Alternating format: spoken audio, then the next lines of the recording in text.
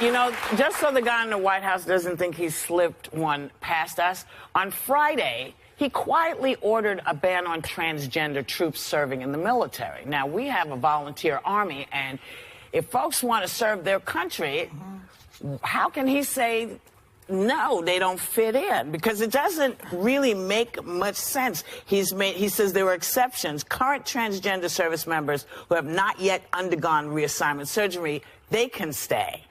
But troops who require or who have already had gender reassignment surgery would be disqualified. It doesn't make any sense. You know what? It's just if you want to fight for this country, if you want to go and fight for this country, there have been transgender people in all of the armed services. But where is this coming from? Because wasn't Trump the person Smoke that said Caitlyn Jenner can use any bathroom in my hotel? Russia. And so now all of a sudden he's coming out against this. Somebody this is the third time he's done this. He did slip it in. Dodged the draft so many times. He slipped it in under the Stormy Daniels story. Yeah. All these stories are happening. And what you start to realize is that when we're all watching one thing, that we're like, why are we all still talking about this? There's always something else that's going on. Why would he do this? This is not who he said he was. Oh, come on. Oh, my God. Are you? I'm so confused. You're not confused. You're not confused. Listen, you're too smart to be that confused. But you're too smart to be that confused. If he said, that he was supportive of transgender people using his bathrooms in his hotel, then why would he? Because he doesn't want you fighting for him.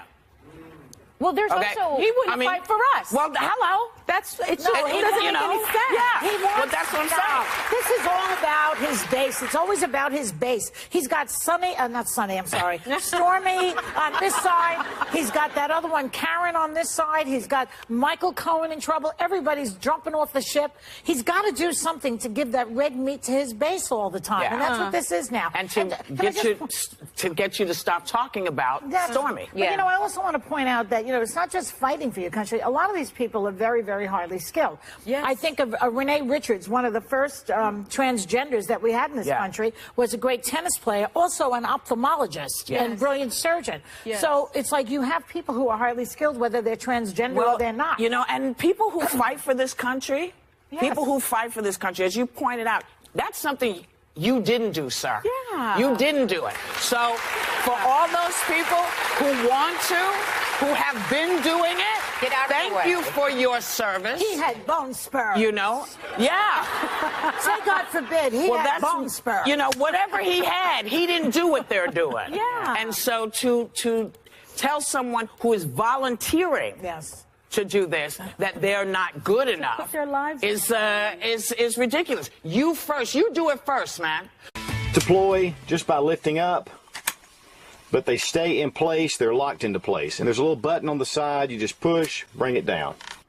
You won't be able to see that anymore on YouTube. The social media site's banning firearm instructional videos. This on the heels of famous conservatives being banned on Twitter, and Facebook allegedly burying conservative news feeds. Former Pussycat Doll singer Kaya Jones is a supporter of gun rights and a Native American ambassador with the National Diversity Coalition for Trump.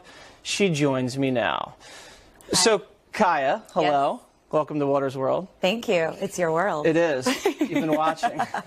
So, it's my opinion that these social media platforms are slowly but surely targeting conservatives in a stealth mode.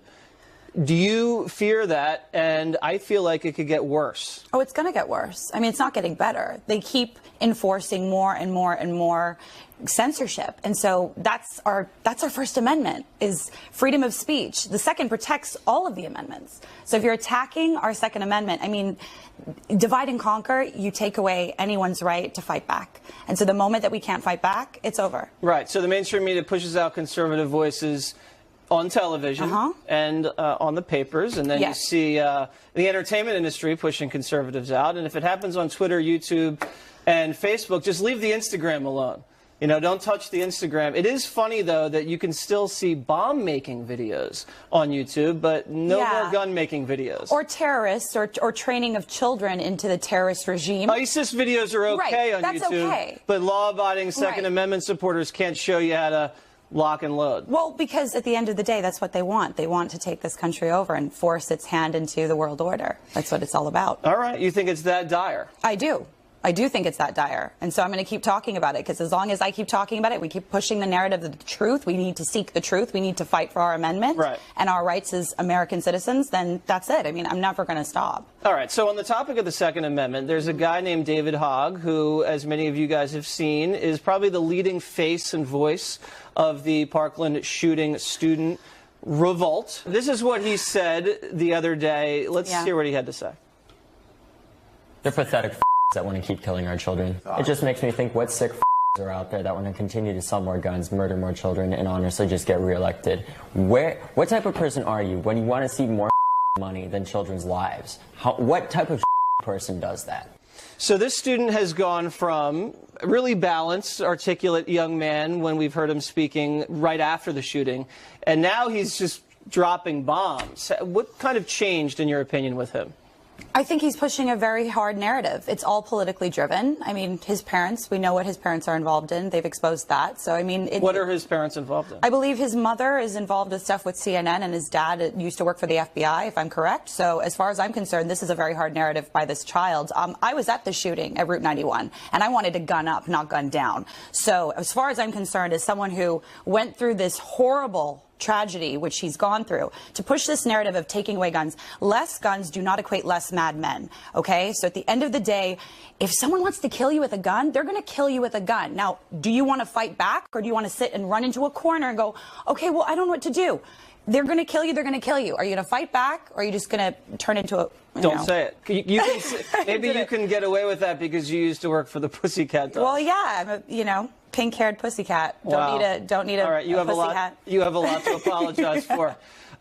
Let's go to Roseanne Barr. She's got a new show out, and she did an interview with Jimmy Kimmel, and this was just delicious. Watch this. How about Captain Wacko we got running the country here? I mean, foreign policy.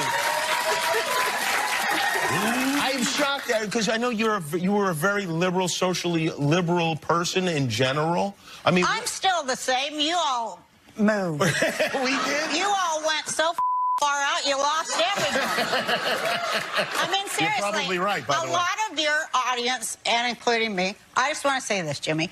A lot of us, no matter who we voted for, we don't want to see our president fail. Right. Right. I know. Because we don't want Pence. And yet we've seen it over again. You want Pence? You want Pence for the friggin' president? No, I don't want him either. Well, then zip that Okay. What has happened in this country where Roseanne is the voice of reason? Yeah, it's a scary day but she made some really, really good points. I mean, it's true. She's focused on, don't you want to support our president? I mean, what's the alternative? He's our president. You have to support him and get behind his initiative. He's trying and doing his best. And I mean, the constant forcing down our throats the narrative of things that are not true, that the other side is actually guilty for. It's very textbook Psych 101, which is, if you're guilty, you're going to say, oh, no, you're guilty, right? So that's what they're doing is, oh, he's guilty with this and he's guilty with that. And these are all things that are proven on their side, so. All right. Yeah. Kaya Jones, everybody. Thanks, Jesse. Thank you very much. Up next, Diamond and Silk on crazy Joe Biden threatening to knock Trump out. Stay tuned.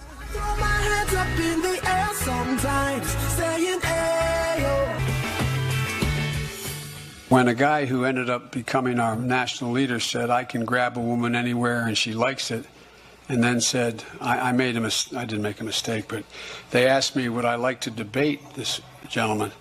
And I said, no. I said, if we were in high school, I'd take him behind the gym and beat the hell out of him. Joe Biden itching to get back in the ring, literally and figuratively. President Trump hitting back on Twitter. Crazy Joe Biden is trying to act like a tough guy. Actually, he is weak, both mentally and physically. And yet he threatens me for the second time with physical assault. He doesn't know me, but he would go down fast and hard. Crying all the way. Don't threaten people, Joe. Here to react, video bloggers Diamond and Silk. Ladies, Joe Biden thinks he's Joe Frazier. You think he has a shot? Oh, absolutely not. No. Absolutely not. The president was right. You know, it's time for the American people to start looking at Joe Biden. You know, he's acting like a deranged schoolyard bully, you know, bullying the president, communicating threats towards a sitting president. And we heard that he is doing this here because he is thinking about running for president. Perhaps he needs to run for that border if he don't know how to respect a sitting president. That's right. And see, the people that's voting Democrat, you need to look at this person that represents the Democratic Party. We are tired of them trying to manipulate, intimidate in order to dominate. It's time for people to walk off the Democratic Party because these people are the people of bully. They like to bully people and call people out of their names and talk about threatening people and fighting people for no reason at all. And I think Joe is a little upset because he didn't have the guts to run against President Trump. Oh. He would have got beat back. Oh, most definitely. I think if Joe did run for the border, he could probably get right back in because the border's so not secure. Let's show a picture of Joe the last time he got a little fresh. Remember he sat on some biker chick's lap? Did you ever see the side eye that the man gave? Let's see if we could show that on the screen. Wow. Interesting. All right, so let's go to the late night hosts. A lot of hate coming out of their mouths against the president and his family. Let's take a listen. Melania Trump holding a summit to stop cyberbullying is like Camille Cosby calling a meeting with Benadryl. It's making people woozy.